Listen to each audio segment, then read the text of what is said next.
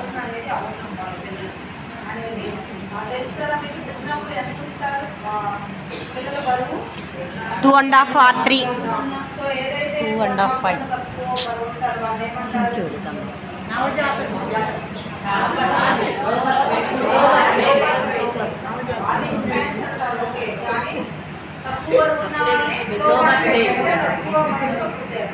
So వాళ్ళు తర్వాత ఈ బరువు కూడా వాళ్ళు ఎప్పుడైతే బర్త్ వెయిట్ ఉందో ఆ వెయిట్ 6 months కల్లా డబుల్ అవ్వాలి వాళ్ళకి. అప్పుడు వాళ్ళు హెల్తీగా ఉన్నట్టు లెక్క. తర్వాత 1 year కల్లా ట్రిపుల్ అవ్వాలి. అదే బర్త్ వెయిట్ మీరు ఉన్నారనుకోండి, ఒక నెక్స్ట్ 6 నెలల కల్లా ఎంత అవ్వాలి? 6 అవ్వాలి.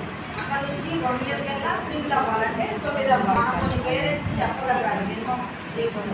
సో ఇట్లా వాళ్ళు రెగ్యులర్గా రాకపోయినా ఈ వర్క్ ఇలా పెరుగుతున్నాడంటే హెల్తీగా ఉన్నాడు, సో ఆ అబ్బాయికి ఏమి ఇష్యూ లేదు అనేది మనం చెప్పగలుగుతాం. పాపం కానీ బాగుంటుంది. తర్వాత మనం కూడా పేరెంట్స్కి ముందు గర్భవతిగా ఉన్నప్పటి నుంచి మనం అదే కదా చెప్తుంది, హోమియోస్ అవన్నీ కూడా అన్నీ తినాలి. సో ఏదో ఒకటి కాదు, ఎగ్స్ అవి కూడా రోజుకి ఒకటి వాళ్ళు మనం 25 days తీసుకున్నాం, అవి కూడా వాళ్ళు రెగ్యులర్గా రోజు తినాలి, పాలు తాగాలి. ఇవన్నీ తిన్నప్పుడే పుట్టే బిడ్డ కూడా ఆరోగ్యవంతంగా పుట్టాడు. తర్వాత పుట్టిన తర్వాత కూడా ఆ బిడ్డ చక్కగా అన్ని రకాలు తిన్నప్పుడు ఆరోగ్యంగా ఉంటాడు, చక్కగా చదువుకోగలుగుతాడు. అదే ఈ పోషణ దాంట్లో ఆరోగ్య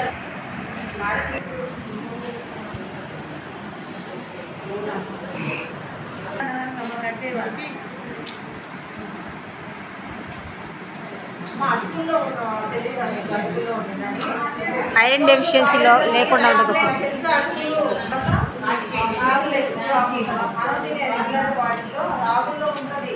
తర్వాత వాళ్ళు నాన్ వెజ్ తినే వాళ్ళైతే లివర్ వాళ్ళ ఉంటారు కదా, ఆర్గాన్ మీట్స్ అంటారు కదా, వాటిల్లో ఎక్కువగా ఉంటుంది. చెప్పండి ఐరన్ అనేది.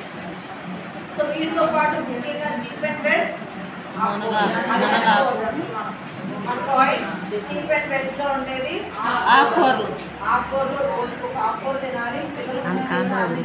చాలా సెంటర్స్ లో ఇప్పుడు మనం ఆకుకూర అనేది మెనూలో చేర్చుకోవడానికి ఐరన్ డెఫిషియన్సీ ఎనీమియా రాకుండా ఉండడానికి ఆకుకూరలు మెనూలో చేర్చారు. మునగాకు రోజు మీ డైట్ టేబుల్లో ఏది వస్తే చక్కగా అవైలబుల్ ఉన్నది తెచ్చుకున్నది. మునగాకు వాడుతున్నాం కదా, డే అంతకుముందు ఒకసారి చేసేట్లా. సో మునగాకు కూడా పొడి చేసుకొని సెంటర్లో పెట్టుకోండి. పిల్లలకి మామూలు కర్రీ మీద అట్లా వేసినాగా కొంచెం పర్వాలేదు. దానివల్ల కూడా వాళ్ళు విడిగా కొంతమంది కష్టంగా అట్లా. సో అట్లా ఐరన్ రిచ్ ఫుడ్స్ తీసుకుంటే ఐరన్ డెఫిషియన్సీ ఎనీమియా రాకుండా ముఖ్యంగా పిల్లలు చక్కగా చదువుకుంటారు. వాళ్ళు ఐరన్ డెఫిషియన్సీ ఎనీమియాతో